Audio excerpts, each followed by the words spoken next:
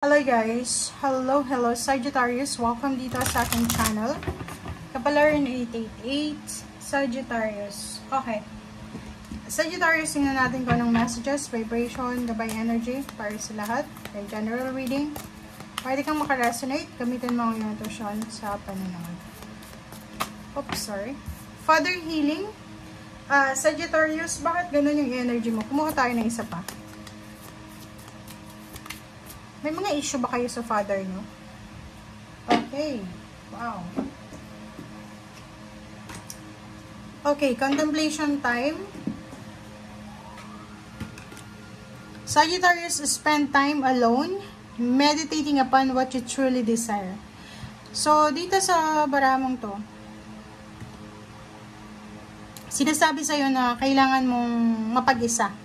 Siguro marami kang mga issues sa mga kapamilya mo, especially sa father mo, tiyuhin, kapatid na lalaki, asawa, basta lalaki to. Itong father healing na to, nangangailangan yung masculine energy to eh. Medyo imbalance yung masculine energy sa buhay mo.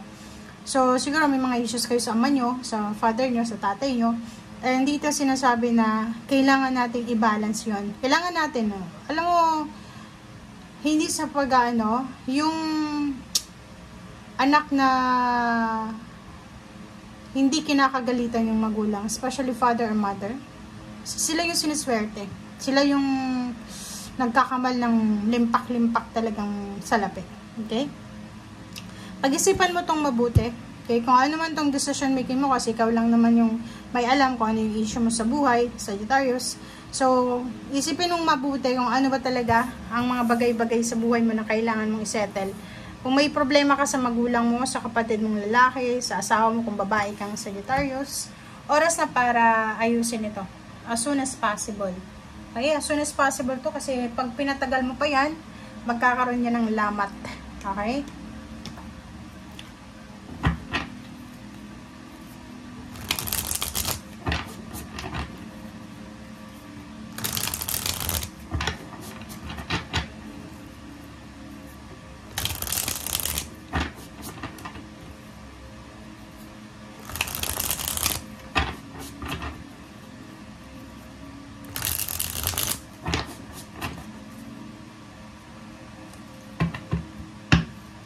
Okay.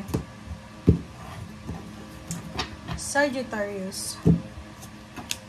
First card, second card. Okay. So, nakikita ko sa'yo dito, Sagittarius, isang balita. Isang balita ang posibleng matatanggap mo. Wala namang sinabi diyan kung galing yan sa malayo or sa malapit lang. Wala namang sinabi kung saan galing yan. But nakikita natin dito yung Knight of Swords is a message siya. Sa message, information, communication, hindi ka makapag-desisyon.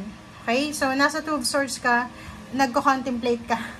Pinag-iisipan mo yung kung ano ba yung dapat mong gawin, nagpo-procrastinate ka. So, nakikita ko, pag-isipan mong mabuti to, kung ano yung mga decision making mo, wag mong madaliin, wag mong i-rush yung sarili mo na, kailangan ko mag-desisyon as soon as possible. Hindi. Kailangan mong bantayan yung isip mo. Okay? And yung mindset mo. O yung emotion mo. Number 3, the Empress. Yung balitang ito, is either good news, is either new ideas kung paano ka uunlad sa buhay.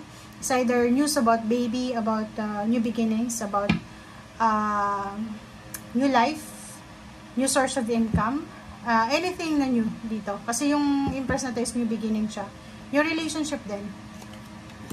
Okay, 7 of Wands. Nakikita ko sir dito, nahihirapan ka na timbangin.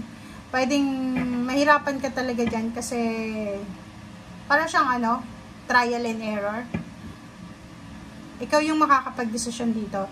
Yung 7 of Wands, sinasabi na defensive ka dito. So, hindi ka makapag-desisyon kasi ayaw mong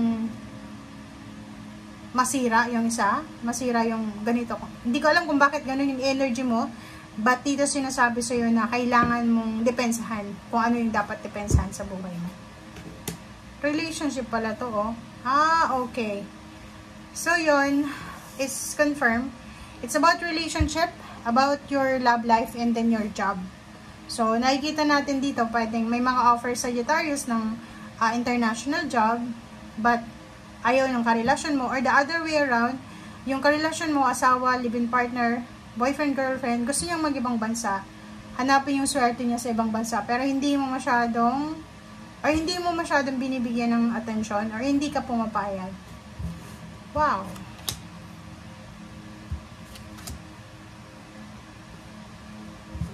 Okay.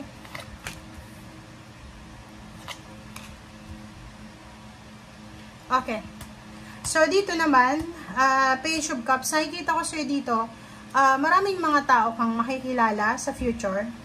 Sa page na to, and its future, marami kang makikilala na tao na pwedeng maging karelasyon mo, or maging kaibigan, maging boss, maging katrabaho, or sino man sila. And, nakikita ko sa'yo ngayon na masyado kang hindi mapakali. Hindi ka mapakali. 9 of Swords, kayo nagko-contemplate ka kasi, hindi, parang, anong tawag dito?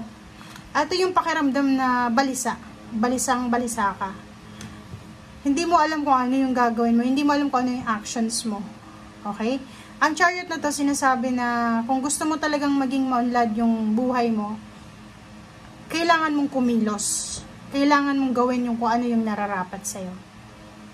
Kung gusto mong umunlad yung buhay mo, may kailangan kang i-sacrifice. Ganun naman talaga eh.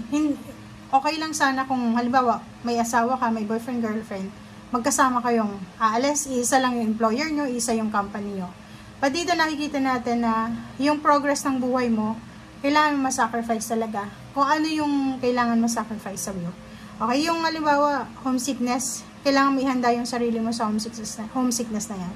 9 of Cups, marami kang mga, anong tawag dito, mga family occasion, celebration na posibleng ma-miss kung ikaw ay pupunta ng ibang bansa, or kung sino man ito na pupunta ng ibang bansa na involved sa'yo. Okay, so prepare yourself, kasi kung ano man tong binabalak mo, sigurado to na ito yung magdadala sa'yo ng financial and emotional success, or victory. But the problem is, dapat handa ka na i-sacrifice yung dapat i-sacrifice. Okay? Isipin mo na yung pag-ibang bansa, hindi yan yung uwian lang pag after ng work, ng gabi. Diba? Taon yung bibilangan dyan. Sasakay ka ng aeroplano, syempre. Diba? May kontrata kang pipirmahan. So, kailangan mong maging matalino. Spend time alone. Meditate. Kung ano yung gusto mo talaga sa buhay. Kung decided ka na, nakapag-desisyon ka na, oras na para isabuhay ito, isa-action ito. Kasi ang dami-daming blessings, maraming good news, maraming offers na pwedeng ibigay sa yung universe, na pwede mong mapalampas yun dahil sa hindi ka willing mag-sacrifice or anything. So, ikaw lang nakakalam nito. So, I hope nakatulong to sa inyo. Okay? Thank you guys. Bye!